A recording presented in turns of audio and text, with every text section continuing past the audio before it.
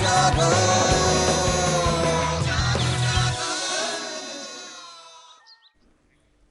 Welcome back from the break. और अब हम बिल्कुल शाइनी हैप्पी होंगे। हम बिल्कुल अब वो जो नेगेटिव थोड़ी सी और वो जो सैड बातें थी हम छोड़ देंगे।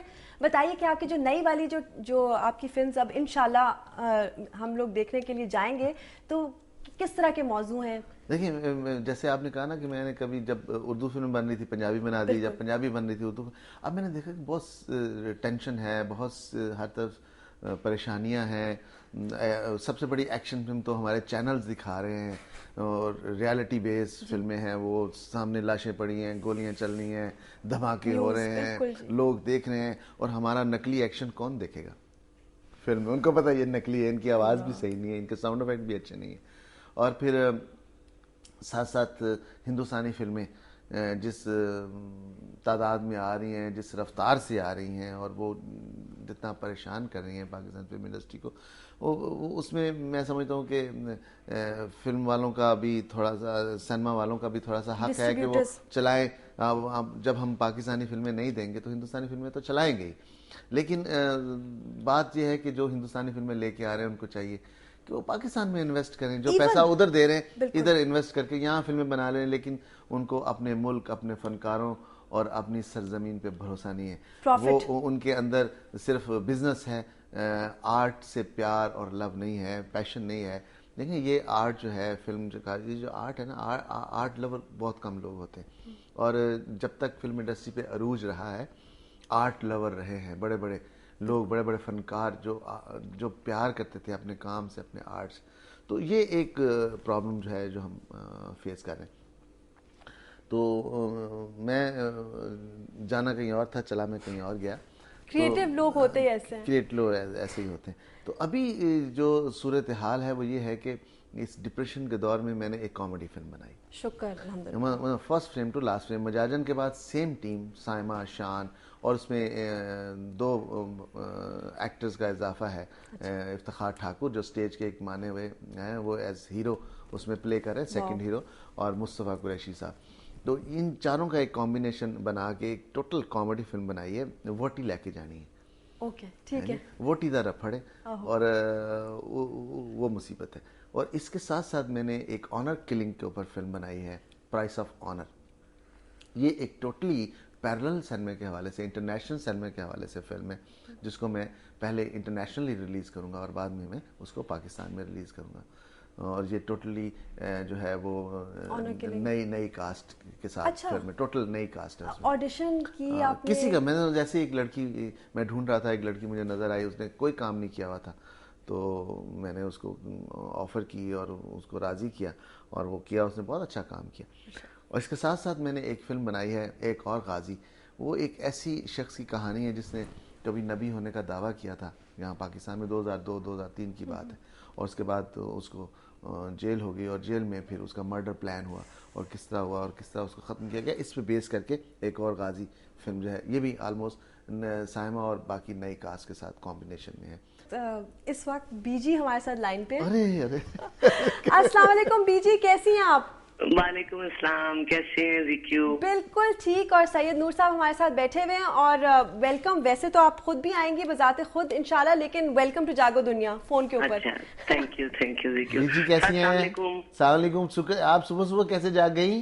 सर मैं तो आपके लिए सुबह 4 बजे उठ सकती हूँ। मेरी जान, चलो शुक्र है आपसे बात तो हो गई। आप तो बात ही नहीं करती मुझसे, कितनी अच्छी हैं आप। हैं? नहीं सर, ये कैसे हो सकता है? मैं जितना आपको याद करती हूँ आप सोच भी नहीं सकते। नहीं तो आप आओ ना, अकेडमी तो आओ खुदा के लिए, वो उसमें हिस्सा लो। अब हमने सब ने मिलजुल के ये सब बेड़ा उठाया है और इसको लेके आगे बढ़ना है। बिल्कुल शाह जी, बिल्कुल शाह जी। और शाह जी के बारे में बताइए।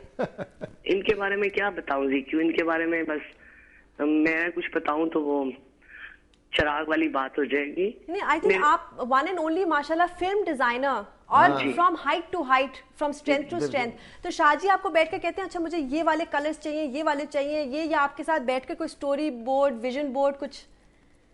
क्योंकि मैं समझती हूँ मैंने जिंदगी में जो कुछ सीखा है और जो मेरा विजन है और जो मैं चीजों को थोड़ा बहुत समझती हूँ, वो सब इनकी बदौलत है। और एक सुपर हिट इनकी मूवी थी सरगम, उसमें मेरे जैसे बहुत सारे लोगों को इन्होंने चांस भी दिया जिसमें रेशम थी, सना थी, शान था, संगम भी आने में आ रही थी। तो सरगम के कपड़े जो थे वो शाह जी ने मुझे विजुअलाइज करके बताया कि यूं कपड़े हुआ करते हैं। और वो जो नुस्खा था वो आज तक हम सब लोगों के काम आ रहा है। और इतना विजनरी लोग जो हैं वो दुनिया में बहुत कम आते हैं, और जब आते हैं तो वो खुदा का दिया हुआ एक तोहफा होते हैं। जी, ये आपका बड़ापन है, आप मानती हैं, लेकिन मुझे क्या आपको बताना था, आप खुद इतनी टैलेंटेड माशाल्लाह, ये तो आपका बड़ापन है, आप मानते हो और आप इस तरह इजहार करते हो। Thank you so much Biji for calling, thank you and उतना ही खूबसूरत काम करती रहिए सीरियसली, और एनी को भी best of luck. Okay, she is great, she is great, always great. इतनी नीट हार्टेड है, मैं कहता हूँ दिल से हर बंदे का दर्द इनके दिल में, बिल्कुल, चाहे उनको जानती है या नहीं जानती, उन किसी को देखी हाय बस उसके लिए चल पड़ेगी। अब जो आवाम है इतनी पिसी हुई है कि वो जब जाकर टिकट देकर एक्साइटेड होती है कि अच्छा जी हमने नूर साहब की फिल्म देखनी है। देखिए मैं हैरान हूँ, गवर्नमेंट इस तरफ तवज्जो क्यों नहीं दे रही। देखिए मैं एक बहुत अहम पहलू की तरफ तवज्जो दिलाना चाह रहा हूँ गवर्नमेंट का, कि सिनेमा का रिवाइवल सिर्फ फिल्म बनाना ही नहीं है, सिनेमाज का माहौल, एनवायरनमेंट, मल्टीप्लेक्सेस बनने चाहिए शहरों में और उन देहातों में। आप ये देखिए तमाम छोटे शहरों से सिनेमा खत्म कर दिए गए, बिल्कुल जी, अब वहां सिनेमाज बनने चाहिए। जेलम में कोई सिनेमा नहीं है जी, रहीम यार खां में कोई सिनेमा नहीं है, मैं हैरान हूं, इन शहरों में सिनेमा ही नहीं है। मगर तो यहाँ गवर्नमेंट को वहां के लोगों को तफरीह पहुंचाने के लिए, उनको रिलैक्स करने के लिए सिनेमाज बनाने चाहिए, वहाँ फिल्में सस्ते टिकट के साथ रिलीज करनी चाहिए, लोग देखें, फिल्में देखें, अपनी फिल्मों से प्यार करना सीखें। अब वहाँ क्या हुआ है, कोई चाय की दुकान है, कोई होटल है, वहाँ टीवी लगे हुए हैं, वहाँ डीवीडी लगी हुई है, हिंदुस्तानी कंटेंट चल रहा है, भगवान चल रहा है, हनुमान चल रहा है, और लोग और बच्चे सीख रहे हैं, मंदिर की घंटियां बज रही हैं, और अपनी देखे ना, हम सकाफत, अपना तहजीब, अपना सब कुछ भूलते जा रहे हैं।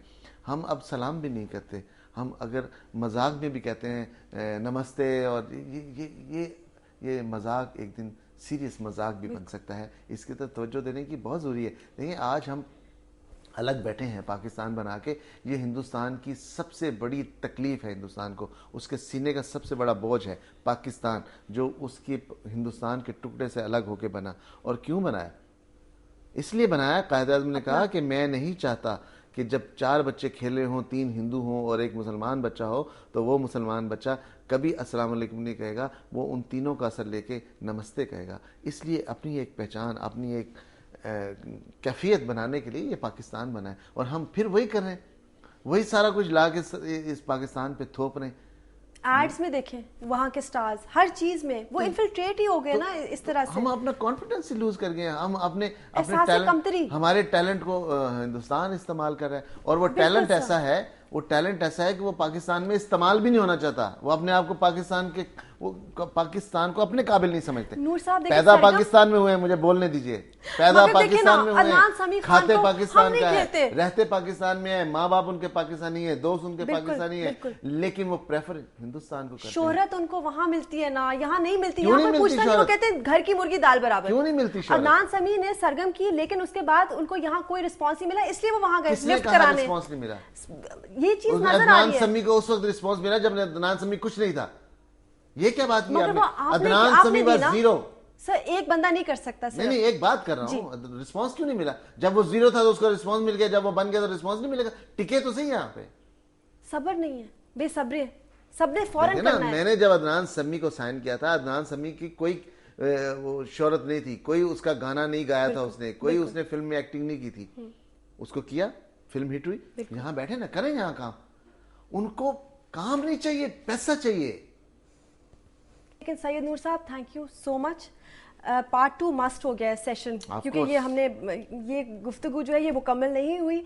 मुझे आप सिर्फ ये बता दें, जो लोग देख रहे हैं उनके लिए, कि ये आपकी एकेडमी अब कब से लोग अपना कर सकते हैं? मार्च में इंशाल्लाह इश्तिहार आएगा इसका, ठीक है, और अप्रैल से हम इसकी वो करेंगे, स्टार्ट करेंगे एडमिशन, ठीक है, और मई में हम सॉर्ट आउट करेंगे कितने स्टूडेंट होंगे इंशाल्लाह, और फिर उसको ऑनवर्ड। क्या पता शायद मैं ही आपकी पहली स्टूडेंट हूँ, मैं तो बहुत इंटरेस्टेड हूँ। Thank you so much. आप लोगों से हम मिलेंगे इंशाल्लाह कल, और याद रखिए कि जो हमारा आज का सवाल था वो ये था कि क्या अमरीकी अदालत की तरफ से डॉक्टर आफिया सिद्दीकी के खिलाफ फैसला सुनाते हुए इंसाफ के तकाज़ों को पूरा किया होगा, हाँ या ना।